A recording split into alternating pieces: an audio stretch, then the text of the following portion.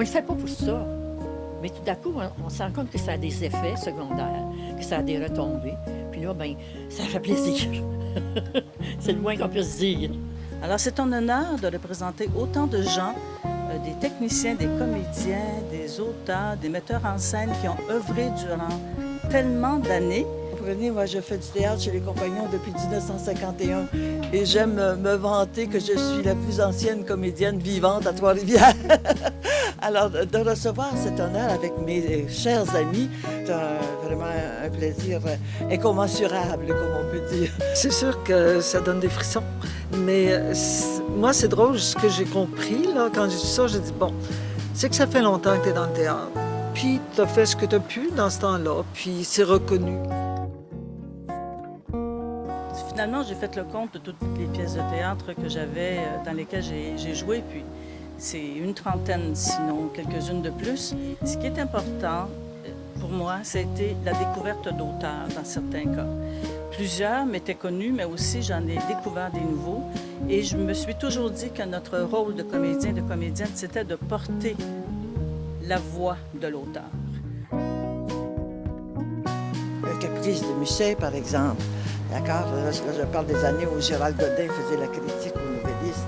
Alors, on avait eu une belle critique pour cette pièce-là qu'on avait jouée au théâtre de poche des Compagnons.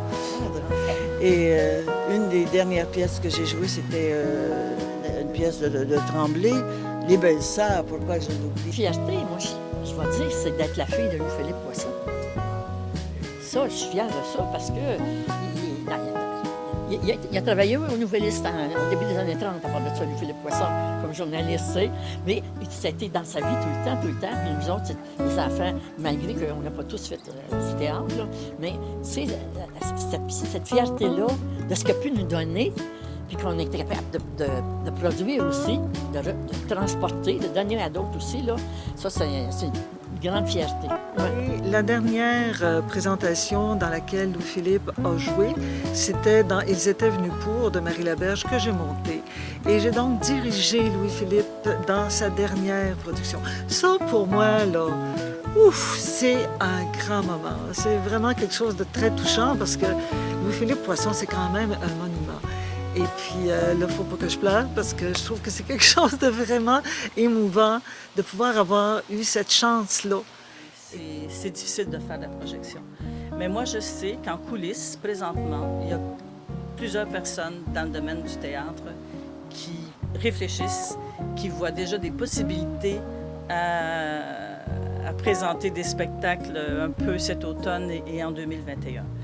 Mais ceci étant dit, ça reste fragile, j'en suis convaincue. Moi, je veux retrouver là, les salles où il y a des gens, de côtoyer les comédiens, de côtoyer les artistes, de vivre ensemble, en fin de compte. Et j'espère que ça va revenir. Et j'ai confiance, moi, pour l'avenir, parce que je vois la passion des jeunes, puis la formation que les jeunes ont maintenant dans les écoles de théâtre.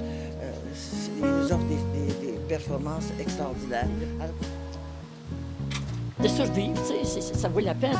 Mais ça prend des énergies, du dynamisme, puis une volonté qui fait que on ne s'arrête pas au premier obstacle. On continue, on est capable de passer par-dessus. Puis ça s'est fait souvent dans l'histoire des Compagnons, ça. Là, il faut que les gens comprennent que quand on est sur une scène, puis que les autres sont dans la salle, il se passe quelque chose de magique qui ne se reproduit pas ailleurs. Et ça, on y tient beaucoup à ce que ça continue. On a la chance aussi d'avoir Culture Trois-Rivières qui nous appuie. Ça, c'est important. On a la chance d'avoir le Nouvelliste qui nous appuie. On a la chance d'avoir les médias qui nous appuient. Il me semble que dans ce temps-là, tu te dis, les jeunes, ils peuvent avoir le goût aussi de devenir des gens qui pratiquent cet art-là de l'expression directe, avec les vraies émotions, avec des gens devant nous qui reçoivent les mêmes émotions.